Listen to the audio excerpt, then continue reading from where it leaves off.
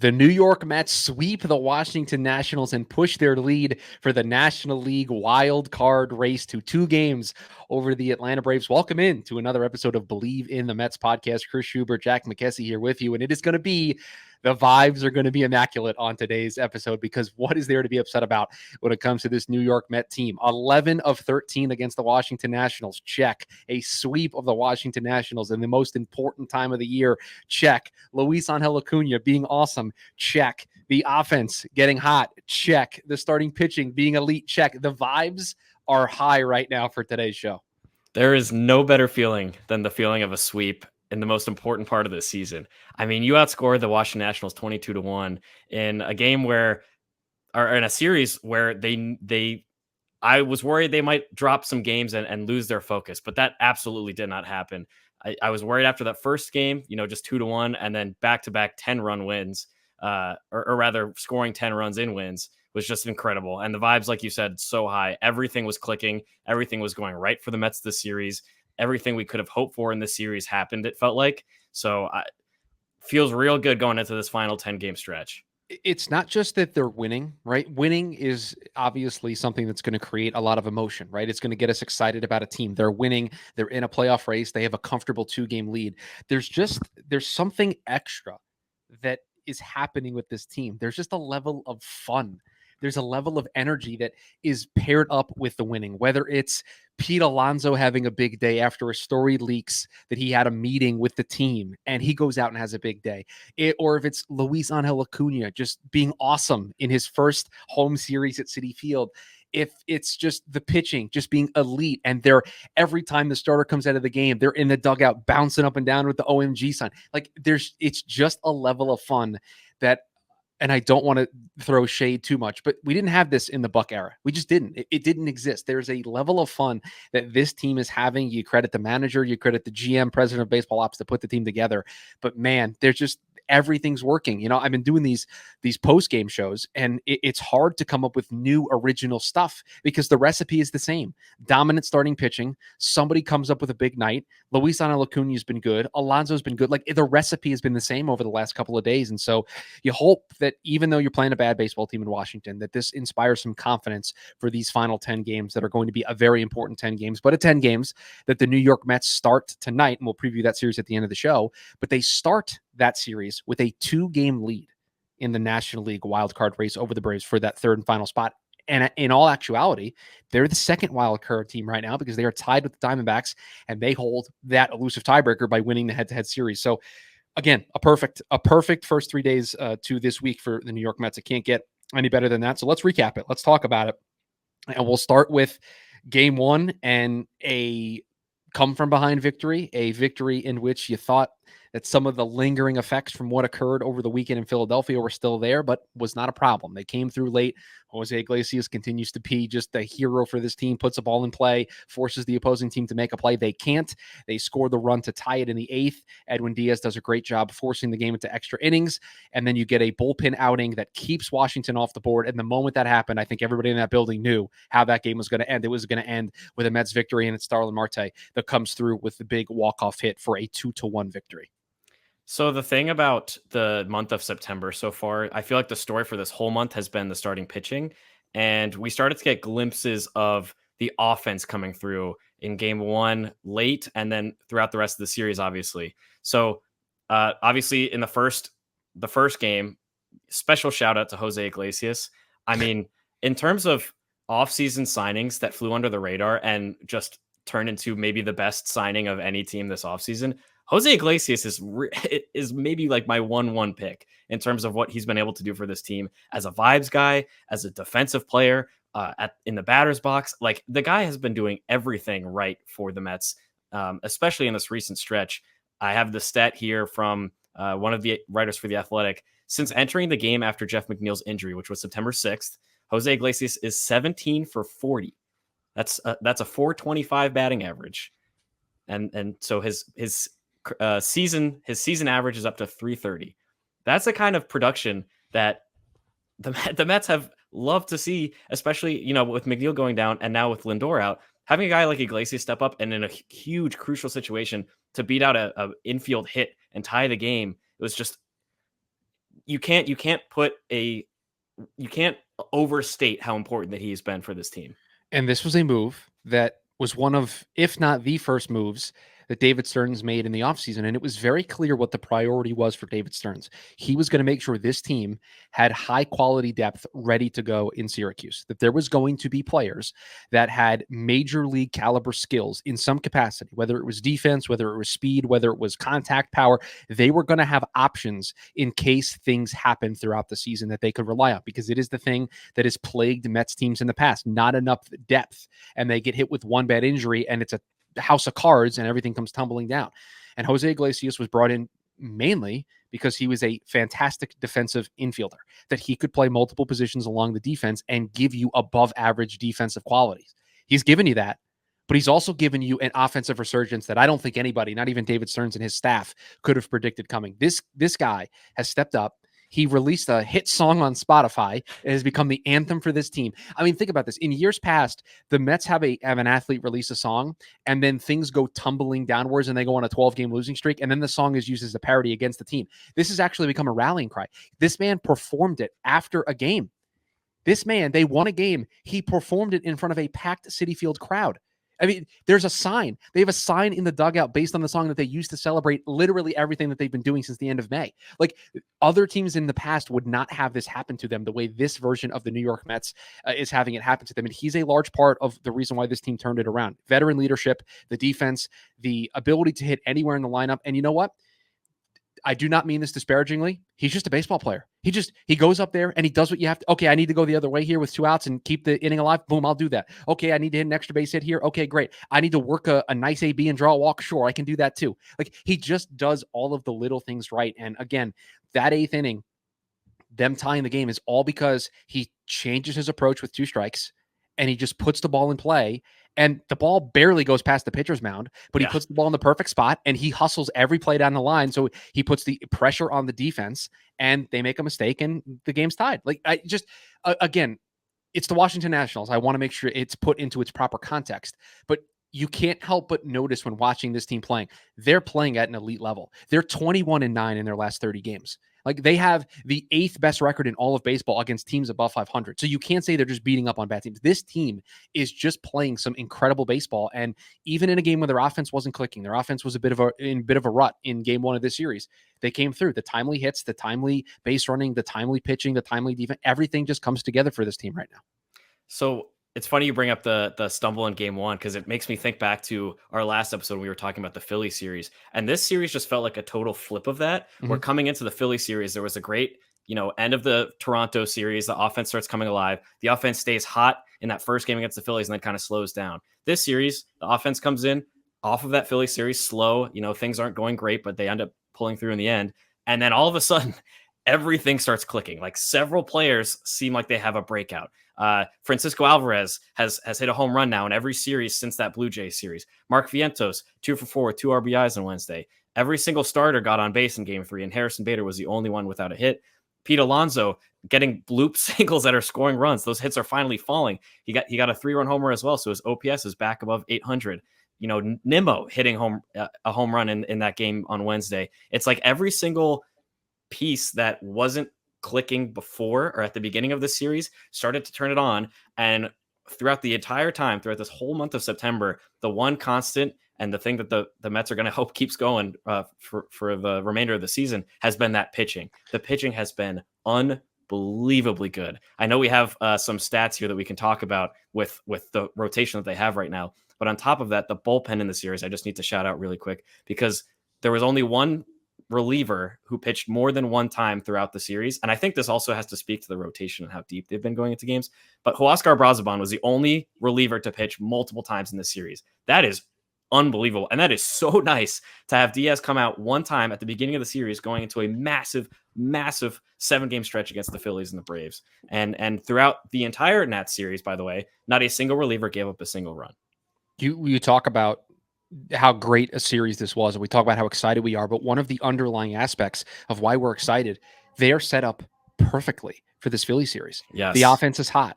Every single A reliever, if you looked at the Mets bullpen right now and you circled the 3 relievers that you would want to make sure you had at full strength, the Mets got to give all of those guys multiple days off. So guess what? they're going to be probably available for at least 3, if not all 4 of these games against Philadelphia. Carlos Mendoza with 10 games to go. There's no rest, Edwin Diaz. If I got to pitch you 4 days in a row, you're pitching 4 days in a row because I just gave you 2 days off. And you just, again, it all goes back to credit to the pitching staff. And you have put in our show notes, I think it's the first time in the show notes there's just a picture in there, because it is the graphic that I actually took a picture of on my phone. So I have the same graphic on my phone. And I'm going to read these numbers off to the listeners. This is what the Mets rotation has done this year or just recently. David Peterson entering last night, his season ERA 2.85. That includes the bad start that he had 2 starts ago. Sean Manaea, his last 18 starts, a 2.69 ERA. Luis Severino, his last 6 starts, a 2.35 ERA. Jose Quintana, over his last 4 starts entering last night, a 0.36 ERA. Allow me to correct that, because if you include last night's start, the ERA over his last 5 starts is 0.28. A sub half run ERA from Jose Quintana over his last 5 starts. And Tyler McGill, since coming back to the rotation, his last 4 starts, a 1.69 ERA. If you want one thing to point at to the reason why the Mets are in the situation they're in, it is those 5 guys. Those 5 guys have been absolutely outstanding for this team. It's allowed the bullpen to feel rested. It's allowed the offense to feel like they don't have to carry the weight of the world. It has just been it's been the biggest boon to this team since the end of May. They have gotten elite, is the only word that I think can describe this perfectly. It is elite starting pitching. It's in September as a rotation. They have a sub 2 ERA. If they continue to pitch this well, I'll say it now on the podcast, there's not a team in the National League playoff race that I would be scared of if I'm the New York Mets. If you're going to get this type of pitching, you are going to have a chance to beat any single team you go up against in the playoffs.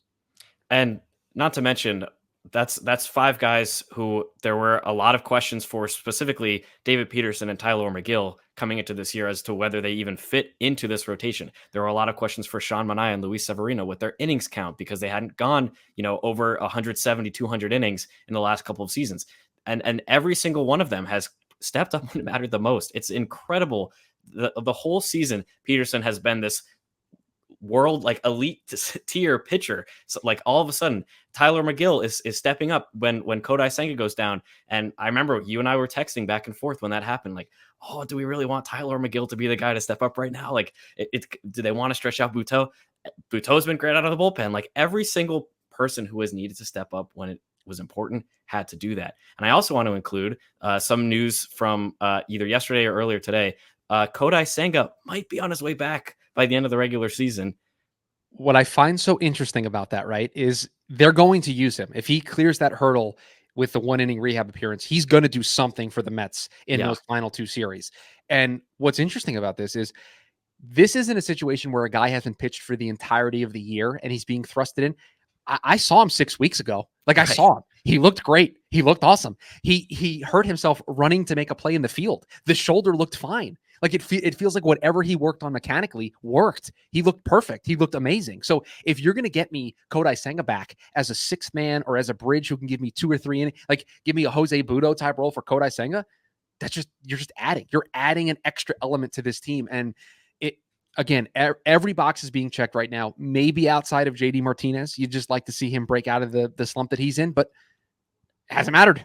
That's the thing, is it hasn't mattered when these players have gone down, because someone else has always stepped up. And that was the case with JD Martinez. Obviously he went on paternity leave and has come back and has struggled a little bit. And then most recently, Francisco Lindor with the back injury. And all of a sudden, Luisangel Acuna looks like he should have been the number 1 prospect in the Mets system. It's so funny, because coming into this series, when we were previewing this series, and Acuna had come up in the previous series against the Phillies, you said, yeah, we it's have on my to Twitter temper account. expectations. Yeah, but it's on my Twitter account. You created a social clip for me to put out on my Twitter account about tempering expectations, and the guy's gone out and gone 7 for 15 since we put that. By the way, with 2 home runs after, I think he had 5 in his entire season before that in AAA. The guy has just done everything right. We talked a little bit about how in the start of his MLB debut, he looked good making contact and putting the ball in play. Now he's driving the ball and hitting it far and hitting it hard. I saw that he has one of the best bat speeds at 5'8", 180 pounds. Again, I feel like I need to temper my expectations, because when you look at the profile of the player, especially compared to his brother, who has 4 inches and 25 pounds on him, I'm not expecting him to be Ronald Acuna Jr., but it's so hard not to get excited when you have a young guy come up late in the season and immediately produce when the team needs him to step up for your literal MVP candidate who has gone down with an injury. It's just another instance of every single time at least this month, the last month and a half, every single time a player has gone down or something has gone wrong for the Mets, someone else has come through and made a big moment for themselves and helped the team win. So I have a question for you. And Yes. I'm not putting you on the spot. I just want to get your actual reaction to this. Luisangel Acuna's average bat speed so far since coming to the big leagues is 74.5. Where do you think that would rank among baseball players? Of all baseball Of players. all baseball players who right now are in the bigs and have qualified. Now he hasn't qualified because he hasn't enough at bats. Where do you think that would be? That feels really high. I feel like I remember a lot of bat speeds being in the 50s and 60s. I'm going to say like top 20. He would be a top 35 bat speed in Major League Baseball. His 74.5 would be just behind Bobby Witt Jr.'s 74.7, who is 28th on this list. That's unbelievable. His fast swing rate, which means how many times he swings greater than 75 miles per hour, is 51.9%. That would be good for top 25 in all of Major League Baseball. So there's an adjustment that he has made, right? He has made some level of adjustment. Now we can have a conversation of what that says about the Mets hitting development and what's different between down in the minors, because this kid was struggling down in AAA. He was not putting up these types of numbers. Yeah. And again, probably another social clip that we can put out that I can be wrong about later. It's, I think, a fair prediction to say he's not going to hit 7 for 15 and hit close to 500 the remainder of the year. That's just a hunch on my part. We'll see. But what I love about what Carlos Mendoza did, he didn't start him in the first game. He was a defensive replacement in the first game of the series. And then he played him in the next 2 days. And he played well. And he had 3 extra base hits. And he hit home runs in back-to-back games. By the way, quicker to 2 home runs than his brother, just for the record. Faster to 2 home runs than his brother. And then I wondered how Carlos would deal with it for this 4-game series against Philly. Would he ride the hot hand or would he continue to play the matchups? And the lineup has come out since we started doing this podcast, and Luisangel Acuna is right there in the number 9 spot playing shortstop. And I have a really good feeling that until Francisco Lindor is back on this team, you can very easily every day wake up in the morning and make your own lineup card at home. And at number 9, you can put Luisangel Acuna at shortstop, because that is what this lineup's going to look like until Francisco Lindor is back. There is no reason to not reward this kid for what he has done so far. Oh, absolutely. And, this speaks well to the outlook of the team going into the future as well. I think, Ronnie Mauricio is also on his way back. Brett Beatty just came back from his fractured finger in AAA. Obviously, Vientos is going to be a part of this team. Lindor obviously has that long contract. The infield looks pretty set for the future for these Mets. I have a hard time, seeing where seeing where one of these players might not fit in, because every single one of them has shown such potential. Beatty, we'll see, but every single other player, and that's not even including Pete Alonso, who's a free agent after this season. All of them have forced themselves into the picture for the 2025 Mets roster. And, going into this Philly series, like you said, Acuna getting this kind of playing time in what literally is a playoff race like this, like Nimmo said it at the end of the game on Wednesday night, this is the playoffs at this point, because they're playing only playoff teams. And so have Luisangel Acuna stepping up in big moments against the Nats and being able to start against the Phillies is going to be a great extra step in his development, I feel like. And that's not even to mention, Lindor might be back by the end of the series. Tomorrow. Mendoza has already said there's a chance he returns. Yeah. So getting a young guy, that kind of experience early in his career can only pay future dividends when you look down the road. And let's give credit where credit is due. And by doing so, I think I'm actually going to take some credit away from this person. David Stearns hasn't been here a year yet. Yeah. Like, David Stearns hasn't implemented his entire process, right? Like, I think people just assume you become a GM of any sports franchise and you just can immediately be awesome at the job and overnight, like, immediately do all the things you want to do. Like, there's an evaluation period. David Stearns was looking at the Mets from the outside in and then got the job, and he's had to evaluate everybody in the building. I mean, they just made a couple of moves, I think a week or two ago, where they got rid of some people in player development and in scouting. Like, that's part of the process too. Like, David Stearns doesn't just put together a 26-man and 40-man roster and like just draft play. Like, he is evaluating evaluating constantly the Mets processes for everything. And he's undergoing changes to institute what he wants the philosophy of this team to be going forward. And that takes years. That's not a 1 year thing. And he's not even at the year mark. Like, we're not even close to seeing David Stearns at his fullest potential as the president of baseball operations for this team. And yet here we sit with a team that might win 90 games, is at least going to win 85. I think there's at least one more win on the table to where they get to 85 wins. I think their win total in Vegas was like 85, 86. Right. And I mean, there have been so many moments too that, even while evaluating coming up to obviously joining the organization, there's been so many moments during the season where he's had to make some adjustments on the fly. Like calling up Luisangel Acuna is a good example, because that wasn't something that a lot of people really thought was going to happen, just in general, based on how he looked in AAA this season. Obviously, there's some evaluating that you have to do there throughout the year. He liked what he saw. He called them up.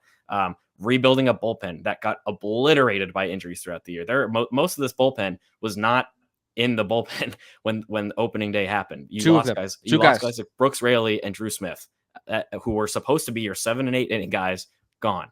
And the only Diaz and Ottavino are the only two guys. The only two guys that are members of the current Mets bullpen as of September 19th that were on the opening day bullpen are Edwin Diaz and Adam Ottavino. That is it. Everybody else, Budo, Maton, Garrett, Stanek, both Youngs, Huascar Razaban, all mid-season tinkering of this bullpen to get it to this state. And guess what? He told you that. He told you that it was a living, breathing thing, that the bullpen that you have in March and April is not the bullpen you're going to have in July, August, or September. And he proved to you that that's exactly the philosophy that this team is going to have. And it has put them in a really nice spot. And that's just the bullpen, right? Like, you look at what the rotation has been through as well, with the curveball of Senga being out for maybe not the regular season, but starts one game this whole year so far. And then you look at the lineup and the willingness to change things around and move guys up and down and bring up guys like Jose Iglesias, who was on a minor league deal when you started the season, and, signed JD Martinez after the year has already started. Like, moves like that have kind of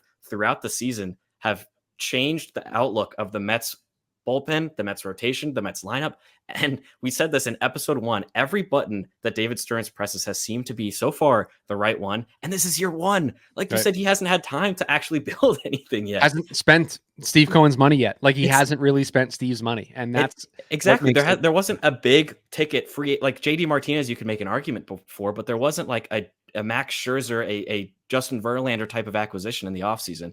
I saw a tweet earlier that said David Stearns built a near 90 win team without trying, like literally without trying. He just tried to be somewhat competitive in a developmental year. So you can't even, it gets so exciting for Mets fans thinking about the future of this team now, because now the foundation has been built clearly with what Stearns can do, on the fly. And now we get to see what he does with time and planning.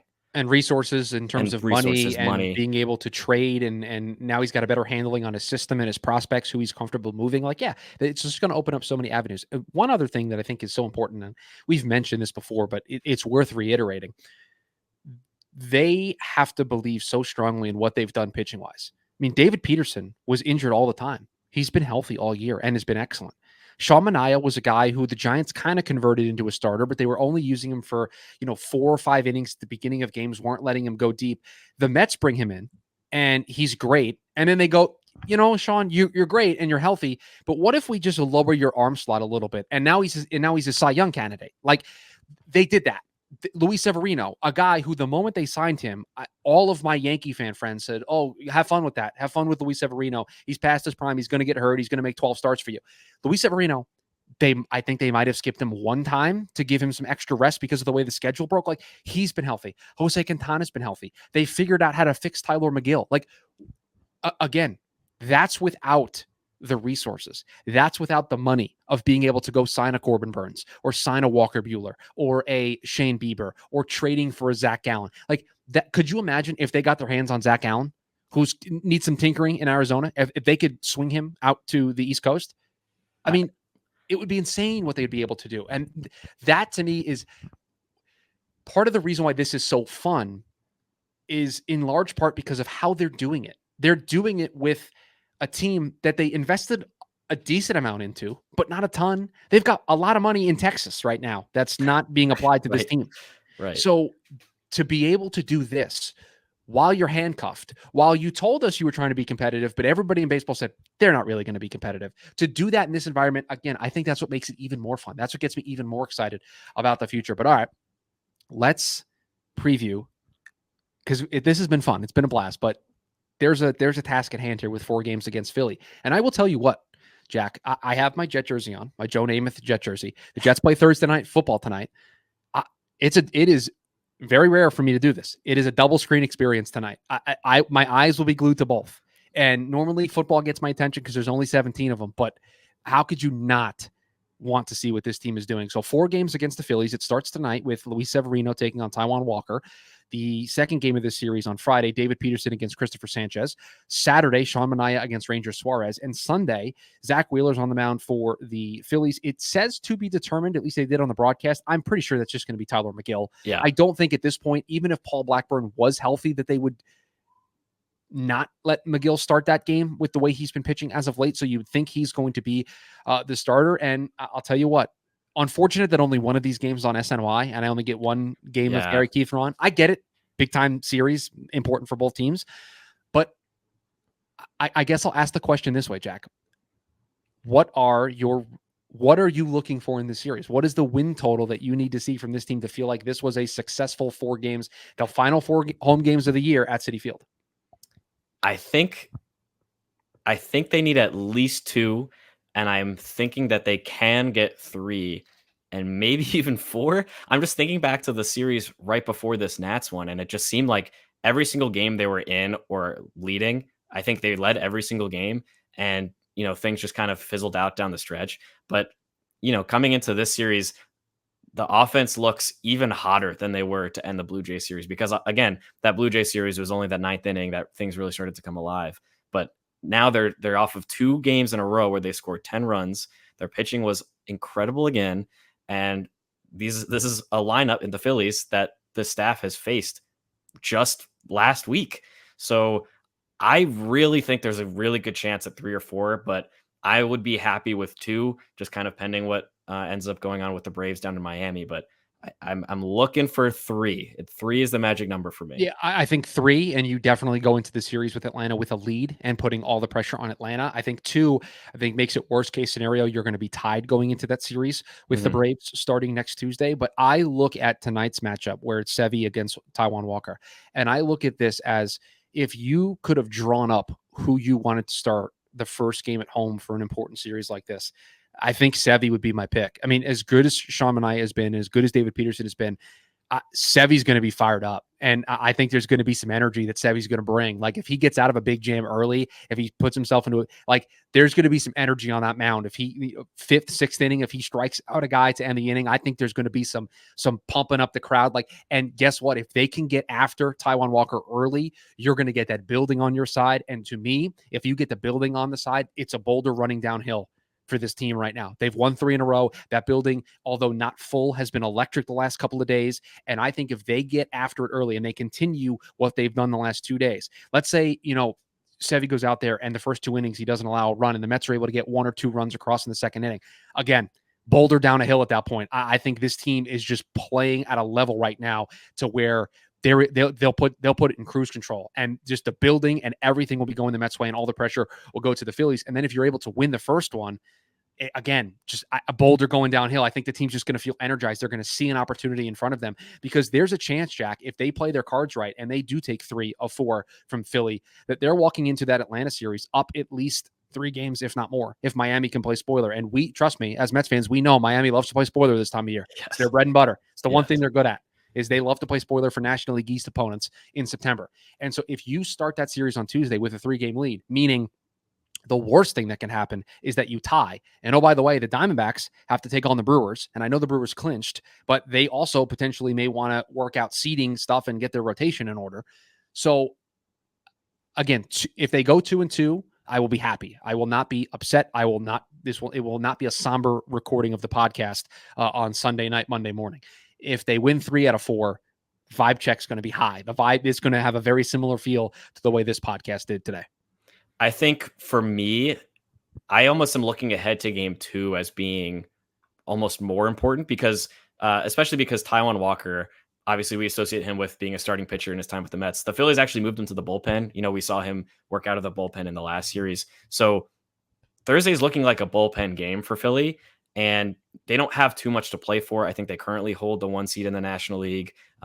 They have a 7-game lead over the Mets. They're kind of almost playing spoiler their own against the Mets, even though obviously they're in the playoffs. But I'm looking at game 2 and I'm thinking if the Mets can pile on Walker early, that means they have to go to other bullpen arms early, which means they might end up burning through more guys ahead of Christopher Sanchez.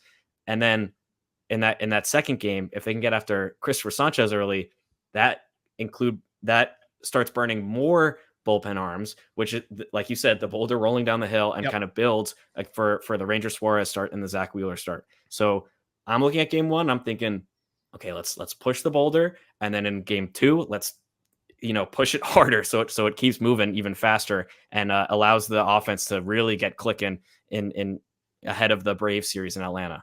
Yeah, and you love that this team's going to be able to ride not just a 3-game winning streak, but back-to-back performances where they put up crooked numbers against a bad team. It's just the confidence is going to be there, and I don't worry about this team being able to meet the moment from a pressure standpoint. I just don't. They're going to be engaged. Their manager's going to have them engaged. The team's going to be engaged. I don't worry about a mental lapse from this team. I don't worry about the pressure being too much. If they get beat, they get beat. Philly's a good team. The Braves are a good team. The Brewers are a good team. They're going to get beat by a good team, but to me, mentally, I'm not worried about this team not being able to meet the moment. They've done it time and time again this year. So that is going to do it for what has been a very fun episode of Bleav in the Mets podcast. And I will say in the early goings, we've had more of these episodes than we've had the negative episodes for this team. And hopefully we continue to have them the rest of the way. 10 games left on the calendar. 10, that's it. Starting a 4-game series tonight with Philadelphia. And we will see where this team is at the end of it on Sunday night.